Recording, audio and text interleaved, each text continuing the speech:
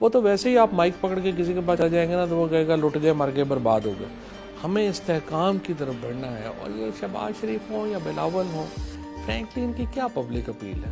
یہ جو دورہ تھا جناب فیض صاحب کا، یہ دورہ بھی اسی انگیجمنٹ فریم ورک کا حصہ ہے جو ہم قائم رکھنا چاہتے ہیں. آج ہمارے ساتھ موجود ہیں وفاقی وزیر برائے اطلاعات و نشریات فواد چودھری صاحب. بہت شکریہ سر ٹائم دینے کے لیے.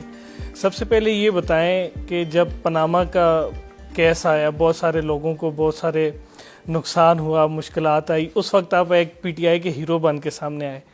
اپوزیشن میں بیٹھ کے ترجمانی کرنا زیادہ مشکل ہے یا حکومت میں آ کے ترجمانی کرنا زیادہ مشکل ہے؟ ہاں یہ ویسے اچھا سوال ہے آپ کا. ایکچولی نون لیگ کے خلاف جو ترجمانی کرنا تھا نا وہ آسان تھا. اس کی وجہ یہ کہ ان کے ماشاءاللہ کارنامے ہی اتنے بڑے تھے کہ ان کو ایکسپلین کریں اور اللہ اللہ خیر صلی اللہ. حکومت میں آ کے پرابلم تھوڑا سا یہ ہو جاتا ہے کہ آپ کو یہ بہت ایک بڑا کام ہے.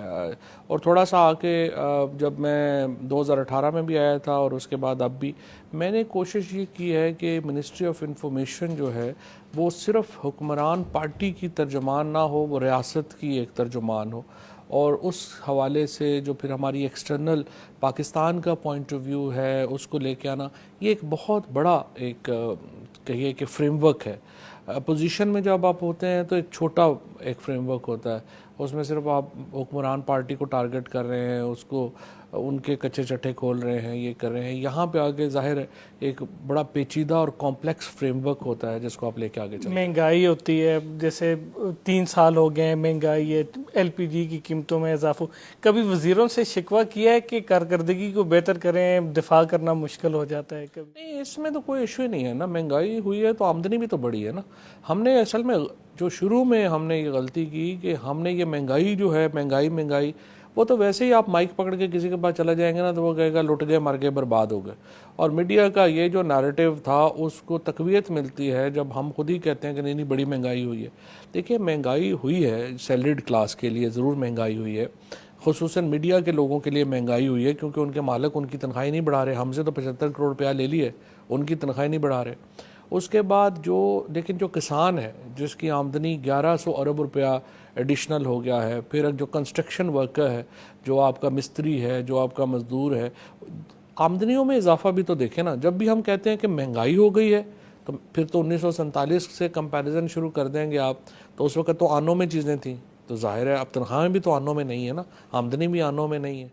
آپ نے میڈیا کا ذکر کیا، اب بل ایک لے کے آ رہے ہیں تو اس میں ورکر کے لیے کون سے 3 فائدے ہیں؟ اور اگر یہ ورکر کے لیے میڈیا کے لیے اچھا ہے تو اس پہ کچھ صحافی جو ہیں اور کچھ ادارے جو ہیں وہ اس پہ اتنا اعتراض کیوں کر رہے ہیں؟ اس پہ صرف مالکان اور ان کی جو بنائی ہوئی تنظیمیں ہیں وہ اعتراض کر رہے ہیں. عام جو صحافی ہے، ورکر ہے، وہ تو اس کا بڑا سپورٹر ہے. اس کی وجہ دیکھیں ہم جو 3 چیزیں ہم کر رہے ہیں وہ یہ کر رہے ہیں کہ ہم پابند بنا رہے ہیں مالکان کو کہ ایک تو وہ کانٹریکٹ لکھیں گے. اس وقت بہت ساری جو تعداد میں جو صحافی ہیں ان کے کانٹریکٹ سے نہیں لکھے ہوئے، وہ فورس لیبر کی طرح کام کر رہے ہیں. اور جب آپ کانٹریکٹ لکھ دیں گے تو پھر یہ ہوگا کہ اس میں تنخواہ لکھنی پڑے گی اور پھر نوکری سے نکالنے کی وجوہات دینی ہوں گی. تو اس وقت تو ایک فری فار آل ہے، تو وہ سارے کانٹریکٹ میں چیزیں آئیں گی اور اس کی وجہ سے جو ہے وہ یہ ایک گھبراہٹ ہے. عام ورکر کے لیے تو اس میں بہت فائدہ ہے. اس طرح کی چیزیں اس میں کوئی ہیں کہ اگر کوئی سورس ظاہر نہیں کرتا کوئی خبر پہ، اس پہ اس صحافی پہ بھی جرمانہ ہوگا، میڈیا مالکان پہ بھی جرمانہ ہوگا، اس طرح کی چیزیں؟ فیک نیوز کے اوپر جرمانہ ہے. سورس کا تو کسی نے نہیں کہا کہ آپ نے سورس بتانا ہے یا کرنا ہے. کچھ چیزیں ہیں جو کہ پہلے ہی آپ نہیں کر سکتے. مثلا ابھی آپ نے دیکھیں پیمرا نے ایڈوائزری جاری کی ہے کہ آپ کابینہ کی خبریں جو ہیں وہ آپ ٹی وی پہ سورسز سے نہیں چلائیں گے. اس کی وجہ کابینہ کے اندر بحث ہوتی ہے، اس میں کئی لوگ جو ہیں وہ اپنا نقطہ نظر پھر اس لیے نہیں دے سکتے کہ ان کے نام سے خبریں جو ہیں وہ باہر گردش کرنا شروع کر جاتی ہیں. مثال کے طور کے اوپر تحریک لبیک کے اوپر اگر پابندی کا معاملہ ہے اور اس میں اگر کچھ وزراء نے کہا کہ پابندی ہونی چاہیے، کچھ نے کہا نہیں ہونی چاہیے، تو جن وزراء کے نام باہر چھپے کہ انہوں نے کہا ہے کہ ان پہ پابندی ہونی چاہیے، ان کو ڈیتھ تھریٹس آ گئے. تو اس طرح تو پھر بحث ہی نہیں ہو سکتی، اس طرح تو پھر کابینہ کے اندر کوئی گفتگو ہو ہی نہیں سکتی. لہٰذا وہ آفیشیل سیکرٹ ایکٹ میں ہے کہ اس کے اوپر آپ نہیں دیں گے، اور جو پہلے لا میں ہے اس پہ امپلیمنٹیشن ہوگا. سورس وغیرہ کا کہیں کچھ ذکر نہیں ہے. افغانستان کا مسئلہ چل رہا ہے، پاکستان اس میں کلیدی کردار ادا کرتا رہا. کیا یہ جو ابھی افغانستان میں ہو رہا ہے یہ وہی سیاسی حل ہے جو پاکستان ہمیشہ سے کہتا رہا سیاسی حل ہو، لیکن جو طالبان جس طریقے سے آئے ہیں، کیا پاکستان کی کیا پالیسی ہے کہ بزور طاقت آنے والی کسی بھی گروپ کو اس کی حکومت کو تسلیم کرنا چاہیے؟ دیکھیں ابھی تو خیر فرینکلی کو بزور طاقت وہ نہیں آئے ہیں، اور اس وقت تو کوئی لڑائی نہیں ہوئی وہاں پہ. تو اس وقت جو انگیجمنٹ ہے وہ ہمارا، جو بائیڈن صاحب نے بات کہی ہے وہ بالکل صحیح کہی ہے کہ اس کا پولیٹیکل سلوشن ہی جو ہے وہ آگے ہے. فرق صرف یہ ہے کہ بائیڈن صاحب کو یہ خیال 20 سال بعد آیا ہے. پاکستان 2009-10، اور اگر آپ عمران خان صاحب کے اوپر جائیں تو وہ تو 2007 سے یہی بات کر رہے تھے. تو پاکستان کا جو پوائنٹ آف ویو تھا، امریکہ نے اس پوائنٹ آف ویو کو اب آ کر کے تسلیم کیا ہے. تو جو میں سمجھتا ہوں مثبت بات ہے، اور اس کے اوپر جو انگیجمنٹ ہے، اس کے اوپر جو آگے ہم نے بڑھنا ہے، وہ اس پہ بات چیت ہو رہی ہے. اب دیکھتے ہیں آگے کیسے چیزیں چلتی ہیں. D G I S I فیض حمید صاحب، افغانستان کیا ضرورت پڑی تھی کہ پاکستان نے درخواست کی طالبان سے ملاقات کے لیے؟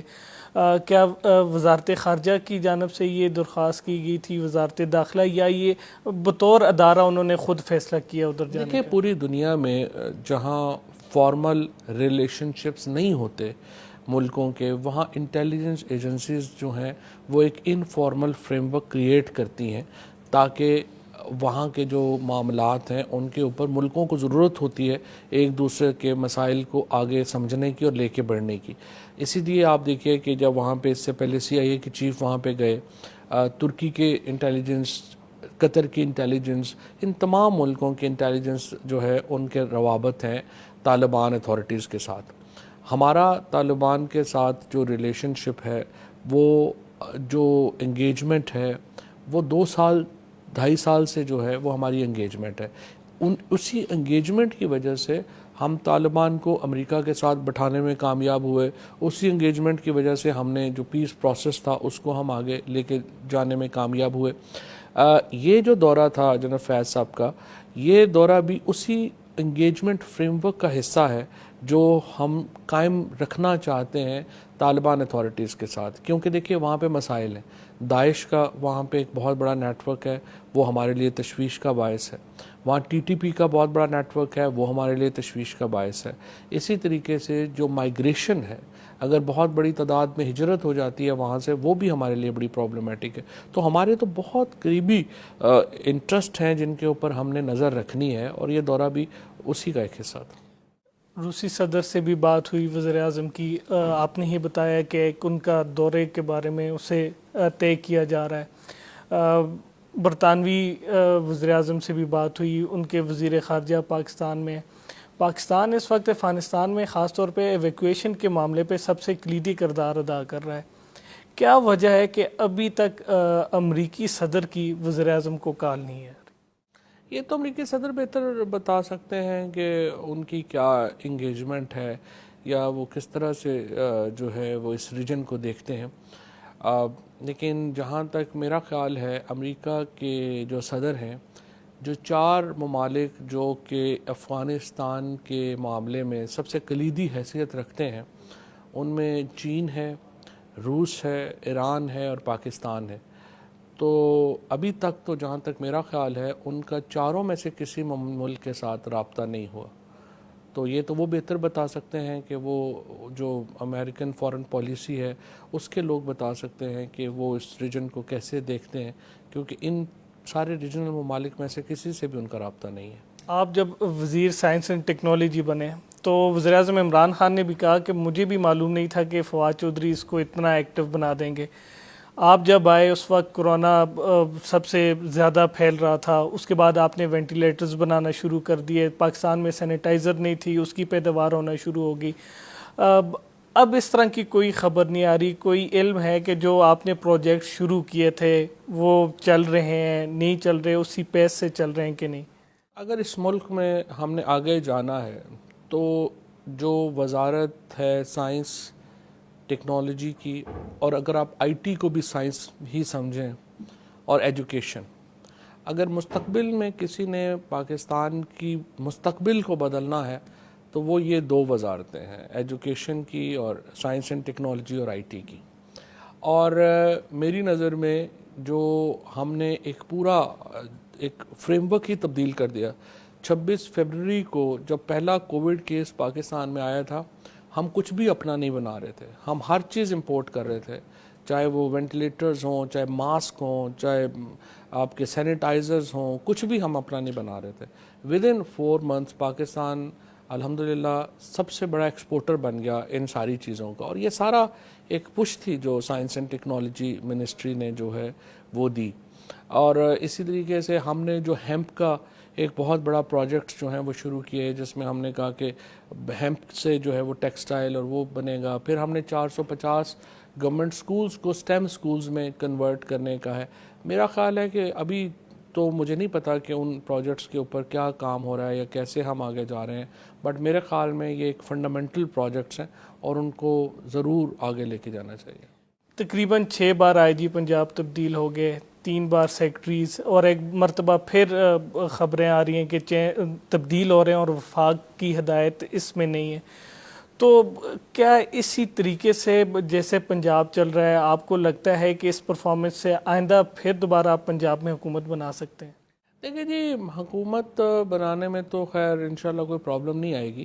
اور جہاں تک اس کا تعلق ہے کہ وزیر اعظم عمران خان, ہم نے 18 اگست کو وزیر اعظم نے حلف لیا تھا 2018 میں.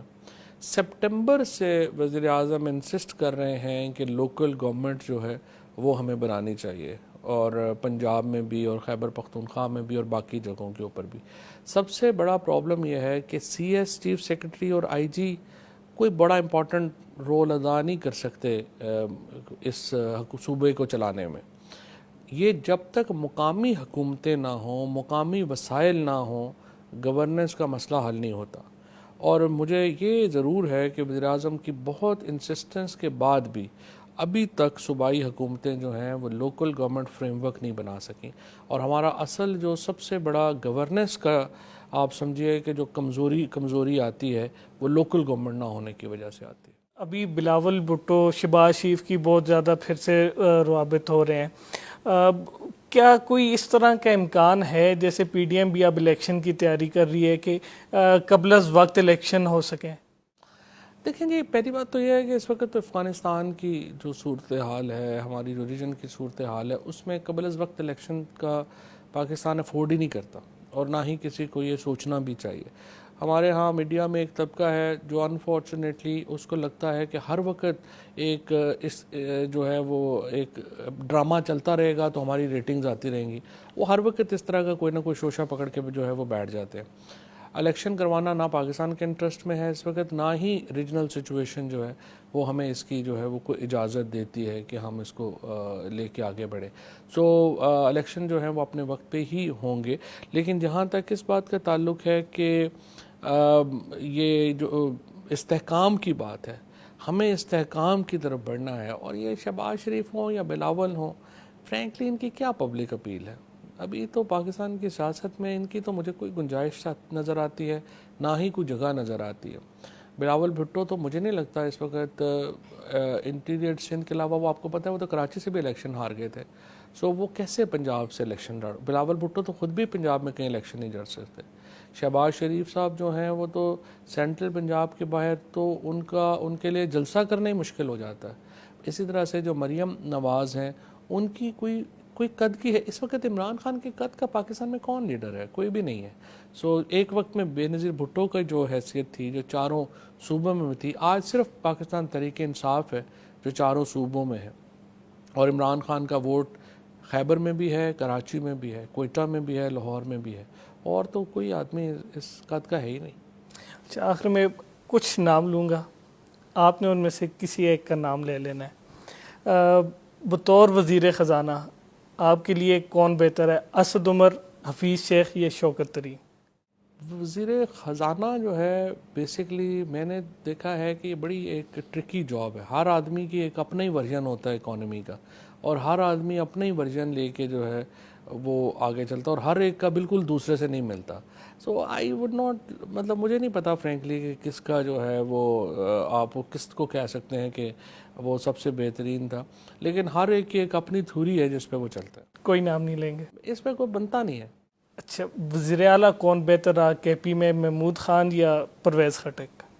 نہیں, پرویز خٹک صاحب نے تو دیکھا نا 2/3 میجورٹی ملی ہمیں کے پی سے, تو محمود خان صاحب کا رزلٹ تو بھی آنا ہے نا. پرویز خٹک صاحب تو پروون ہے. شبلی فراز بطور وزیر سائنس اینڈ ٹیکنالوجی یا وزیر برائے انفارمیشن منسٹری؟